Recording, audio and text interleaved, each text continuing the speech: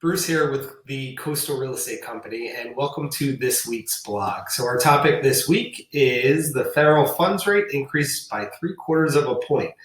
So, this occurred yesterday, so I figured I'd write about it and talk to you guys a little bit about the real estate market and what it looks like right now. So, the Fed raised the rate yesterday by another 3/4 of a point. As mentioned in the press conference, they alluded to the fact that an actual recession is necessary to tame inflation and most likely to occur with further tightening into 2023. With a recession, job loss is necessary. There's higher costs of goods and services, and households do not have as much expendable income. The graph here illustrates where the federal funds target rate now is with this new rate hike and into 2023. So the range right now is from 3 to 3.25% is their new target. So what does the housing forecast look right now relative to how the Fed keeps increasing the federal funds rate, which does not have a direct impact on mortgage rates, but it does influence buyer sentiment and the demand for homes. So many have been on the fence on buying or selling a home right now from the whiplash effects of the politics, the economy, and the media. We are currently in a period where the market expectations are settling between home buyers and sellers. Buyers feel that they now deserve a large price reduction, and many sellers still believe they deserve top dollar, regardless of the condition of their property. It's like a Western movie right now, where both bandits have their guns trained on each other. From the buyer's view, it's true. Interest rates have increased since the historical lows we saw during the pandemic.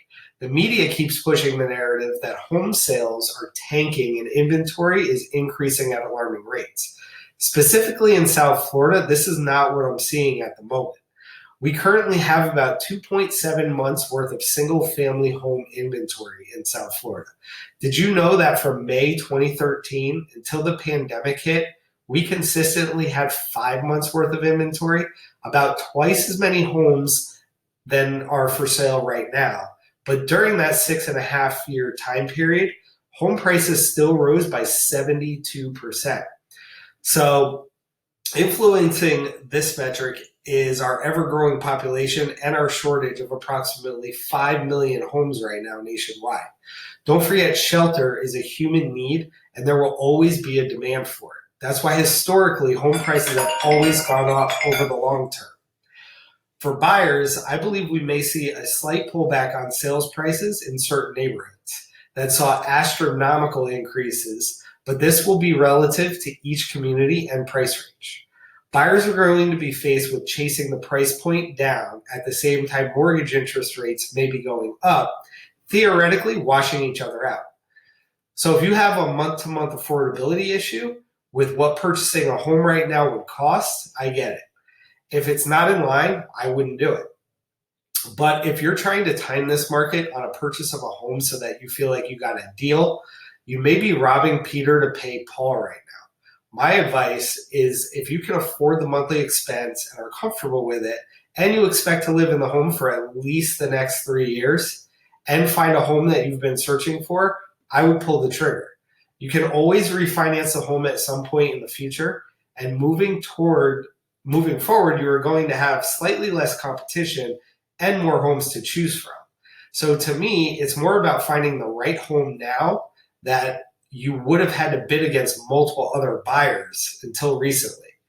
So for sellers, your life is still happening regardless of what the economy is doing or the media is telling you. You may need to downsize, move to a new location, get a bigger home for your growing family. Your lifestyle may change. There's a plethora of reasons that may push you into the arena of selling. But just so you're aware, gone are the days of open houses with a line of 200 people out the door and multiple offers way over your asking price. So what is achievable as a seller right now? With the right marketing strategy and team on your side, you can still capitalize on the 40+% equity growth you've probably seen in your home over the last couple of years. You'll need to deliver a quality product now to the buyer to achieve this, and it may take some more time, a more normalized amount of time to get to the closing table. With the right strategy, though, it can be done. If you'd like to discuss your individual goals, let's connect today. Remember, who you work with is important and your strategy always matters. I look forward to seeing everyone next week on next week's blog. Have a great weekend.